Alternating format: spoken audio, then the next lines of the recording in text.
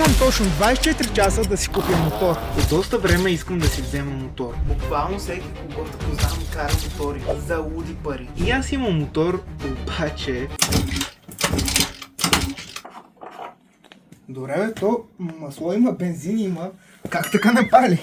Да, няма смисъл да коментирам. Затова се порових в Google. Cars BG. Това е сайтът. Какво търсиме? Мотори. Какъв мотор? Между другото, аз си търся специфично кросов мотор. Понеже искам да си го карам в гората, така че един кросов мотор ще ми е топ. Цена. Аз по принцип имам около 500-600 евро заделени. Пък и аз съм чувал, че толкова струват по принцип, така че ще сложа 1000 лева. Според мен ще стигнат, даже ще са предостатъчно. Че то верно са хубави тия мотори за по 1000 лева, бе. Ето, много ми харесва. Ето този мотор е брутален. Така, предлагаме на вашето внимание детски мотоциклет. В смисъл, ще мога ли да го карам аз? Ама да те питам, този мотор става ли за мене? В смисъл, мога ли да го карам аз? Не, този мотор не е подходящ за теб, така че е най-добре да потърсиш нещо по-голямо и подходящо за възрастни. Да бе, ама по-голямо не означава ли повече пари? Чай да ги разгледаме. Този... Абе я... О боже, аз пак гледам детски.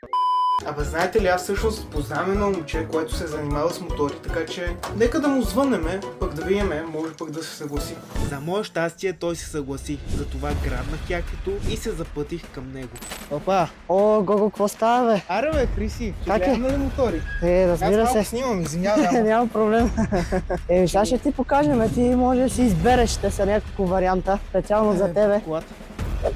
Тая кола, ба? Айде, ела с мене, да. Извинявай, че по никое време ти звъна. Бе, няма ядо, бе, то... Нали знаеш, за тебе винаги се намери вариант. Ево, Айде, ела тук са. Да леле, видиш. то плакат, бе. Те са... Аз такъв искам, някакъв такъв кросов, защото тия, нали ги знаеш, уния Мартин, те нали имат мотори. То значи вътре те ще ти харешат със сигурност.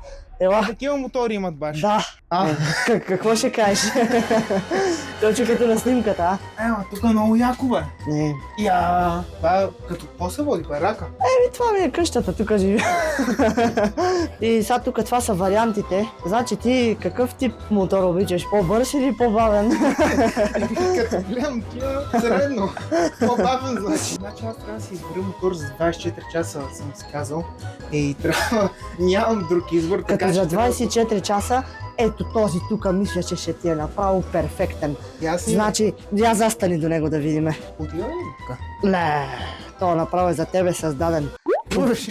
Ето точно като за тебе. Добре. А той е какъв е? Този вече е на друго ниво. Малко по-нов. 1990 година, нов нос. А то за тебе има и климатик даже. Абе, той на мен, той зад мен много ми е стар. Той. Кажи ми, какво точно има? Има точно, че абсолютно всичко по него е чисто ново и е произведено в Германия. Двигател е чисто нов, работи винаги, дори навънка да е минус 10. В момента е минус 10, така че ще видиш как работи. Добре, да те питам, кой от всичките три мотори работи? В смисъл, той, който ми го показа, работи ли? Там не. Този не е работил никога. А този? Този работи винаги. Той, май не ми харесва, той не пали. Ама той искам да ми кажеш, ще можеш да го изкараме, да видим. Разбира се, как да не може, сега ще го изкараме. Относно цената, ще питаш и колко пари струва или по-късно да ти кажа? По-късно, аз предполагам, че няма да е повече от 1000 лева. Да. Със сигурност. Понеже ми е много тясна бараката, къщата, ще трябва да изкараме всичките мотори, за да може да изкараме този вътре червения. На това не му ли е спукана и гумата? Къде ти искаш да Не, то никога не са му се въртяли гумите. За този мотор по-интересното е нищо, че не работи, това не го имате предвид. Въпросът е, че е произведен в България. И аз за това се гордея с него. Ясна ми е работа. Защо не работи? Защо се гордееш с него? Аз това не разбрах. Гордея се, защото е направен от нас българите. То за това не работи. Добре, Криси, ти гледам, че колекционираш мотори. Да. Колко време се занимаваш и защо се занимаваш с това? Хоби ли е? Като хоби ми е, пък и вече никой няма такива мотори като тези. Значи този е толкова разгубен Гого, понеже този е роден 75-та година, да. а този е 62-та. дами и господа, това е мотор на почти век. То си личи, бе. Лечи си, само е тук трябва така да се намести. Тук само трябва да се намести. Трябва само седалката да се намести и всичко му е точно. И сега, дами и господа, абе, що така и то скърца, бе? Ойкичко, това вече да не го отдрацкаме, че... Това е моят мотор. Това е моят мотор.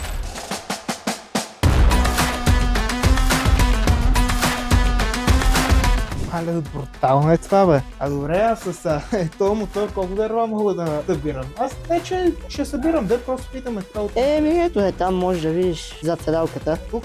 Да. Тук следваш си има и кланч или какво? Давай да ги закачиш да не спадат по пътя. А добре, а сега този студ пали ли въобще този мотор? Сега ще видиме. Айде да видим. Ама нема снимаш сега как палим от 1000 пъти, а ще снимаш кога се запали от първия път. Се. От кранчето пускаме бензина. След това завъртаме ключа. Остана, бе. Завъртаме ключа, след което покажи тук сега на кормилото. Имаме стрелка, това се нарича смукач. Лъзгаме смукача, изчакваме няколко секунди да натече бензина. 1 hour later. Значи трябва да загрее. Стана ли? Ето.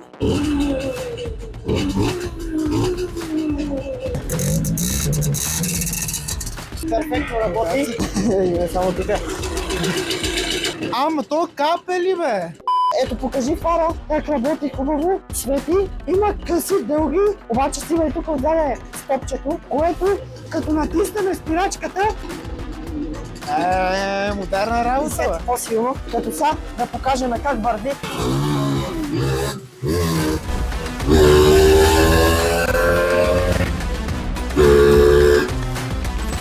Та в крайна сметка ти какво решиш, ще го взимаш ли или... Ами, харесва ми моторът, доста съм впечатлен. И на тебе ти отива? Аз съм отделил някакви едни 300 евро. Ама ти готов ли си най-накрая по принцип да чуеш цената на мотора наистина? Да, бе. И ми каза, че е под 1000, така че ако е с 100 евро отгоре, няма проблем. Аз по принцип мислех минимум да го дам за 5000 евро. Но... Чак. Кое струва 5000 евро тук? Кажи ми кое? Абсолютно всяка една част по него струва много пари. Защото е купувана в евро от Германия. Какво от това? Цялата цена е 5000. Как 5000? За 5000 можеш да вземеш мотор на BMW? Това е положението. Има 24 часа, не знам дали има друг човек, така че ще тегля кредит. Си ръцете. Живи и здрави, трябва да си го караш. И така моторът вече беше официално мой. Но чакай, наистина ли дадох 5000 евро за него? Естествено, че не. Как ще дам 5000 евро за мотор? И така, не си купих мотор, но пък кой знае, може би след време ще си